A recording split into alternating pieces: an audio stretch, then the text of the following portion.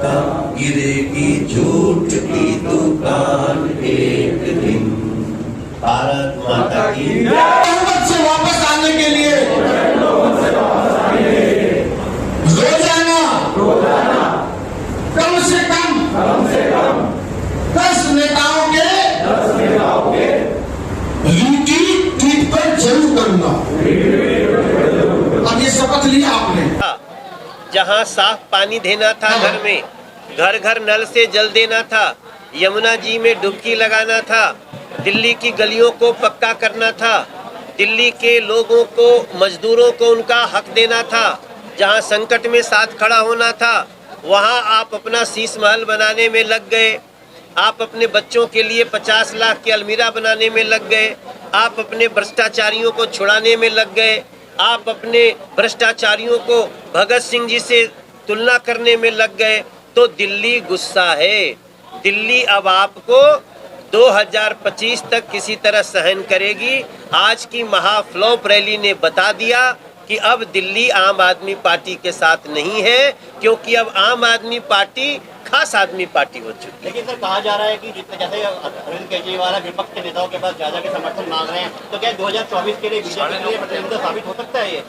देखिए, अभी तो ये चरणों में गिरे हुए हैं। अभी चरणों में जिनके गिरे हैं उनकी समीक्षा कर रहा है देश। जिन शरद पवार जी को बोला शरद पवार ये तो जेल के अंदर रहने लायक व्यक्ति है, आज उसके जेब में घुसे जा रहे हैं। मुलायम सिंह यादव जी को जैसा जैसा गाली दिया, हमारे विरोधी थे बीजेपी के, फिर भी हम वो भाषा मुलायम सिंह यादव जी के लिए नहीं बोलते। जरूरत पड़ने पे हमारे प्रधानमंत्री जी उनके घर शरीक हुए। ऐसा जो नकारात्मक सोच का व्यक्ति है, आज उसको वो सारे लोग न ऐसी जगह दिखाएंगे, वो घुटे हुए राजनीतिज्ञ हैं। आप मौका आने दीजिए। भाई देखो, ये शरद पवार जी हो, लालू जी हो, ये अपने अखिलेश यादव हो, ममता बनर्जी हो, ये कोई अपने राज्य में इसको खड़ा करना चाहेगा? आप देखिएगा, ये राजनीतिज्ञ ऐसा इनको ऐसी लताड़ लगाएंगे कि न तो ये वहाँ के न तो यहाँ के रह पाएंगे। जिस तरीके से 9 साल का उपलब्धि आप लोग बता रहे हैं भैया, लगातार जो है पिछले कई सालों से विपक्षी सरकारों के साथ भेदभाव का आरोप लगते रहा, स्पष्ट जवाब देता। हम कभी भी भेदभाव नहीं करते। अगर हम भेदभाव करते तो दिल्ली में हमारी सरकार नहीं बनी, फिर भी हम 1.5 लाख करोड़ का पैकेज क्यों देते? फिर भी आज तो टनल में जो जाएगा, अरविंद केजरीवाल भी क्रेडिट ले सकते हैं। हमने रिवर फ्रंट बनाया ये सोच के थोड़ी कि यार सरकार हमारी नहीं है, लोगों को तकलीफ में रहने दो। हमने सिग्नेचर ब्रिज जो साहिब सिंह वर्मा जी ने शुरुआत करी, जिसको हमने 2014 में मीटिंग करके अपने साथियों के साथ 33 करोड़ रुपया दे के पूरा कराया, वहाँ भी इनकी लड़ाई खाली उद्घाटन करने के लिए है, दूसरे के माल को, तब इनका क्रेडिट चोर नाम पड़ा है। देखिए, उसके बाद भी क्या हम 300 बसें नहीं दिए दिल्ली को? हमने भेदभाव किया? भैया, उद्घाटन तो अरविंद केजरीवाल कर रहे थे। हम कभी भी भेदभाव नहीं करते।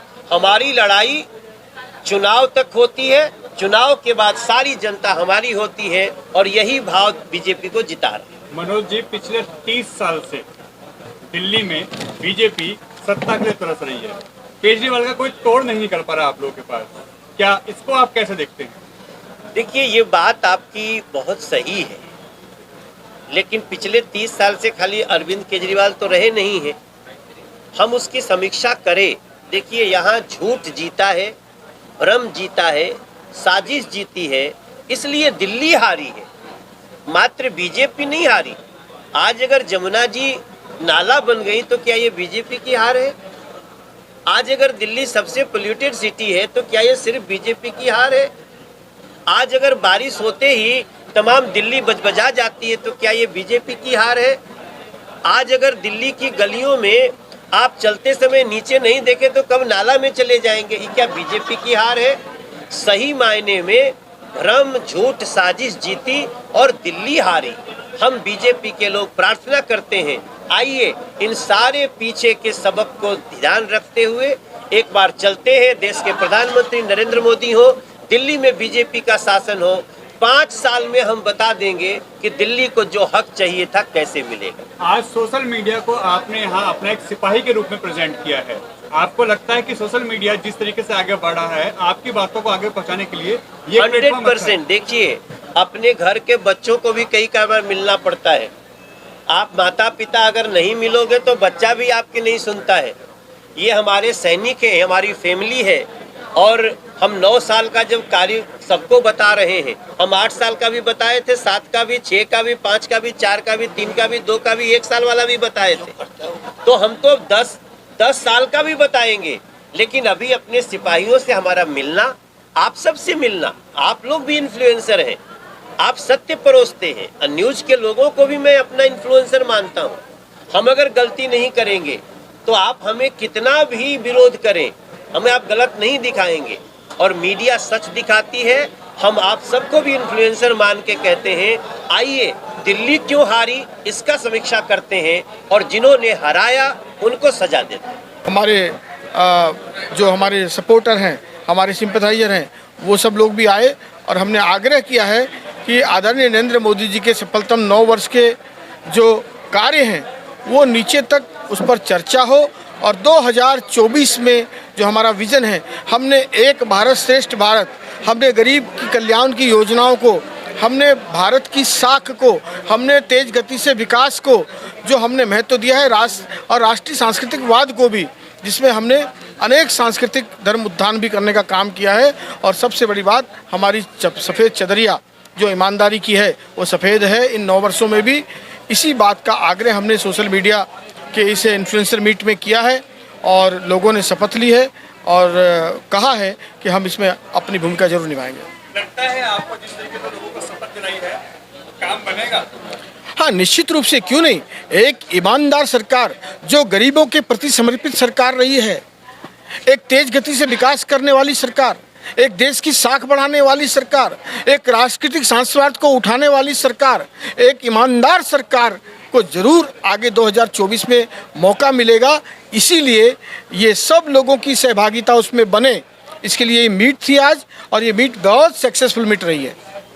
अगर इतनी ही अगर अच्छी पार्टी है भारतीय जनता पार्टी, तो फिर इसको मशक्कत तो करनी पड़ेगी दिल्ली में जीतने के लिए 2024 के इलेक्शन में। मशक्कत कहाँ कर रहे हैं हम तो काम कर रहे हैं। क्या हम घर बैठ जाएं? किसी भी व्यक्ति का, किसी भी पार्टी का, किसी भी देश का, किसी भी संस्था का पतन तब होता है जब वो अपनों को सर्वोच्च पर मानकर शिथिल हो जाता है। तो हम कभी शिथिल नहीं होते। हम एक चुनाव के आधी रात दूसरे चुनाव का काम शुरू कर देते हैं। इसलिए ये हमारा प्रयास है। लेकिन अरविंद केजरीवाल जी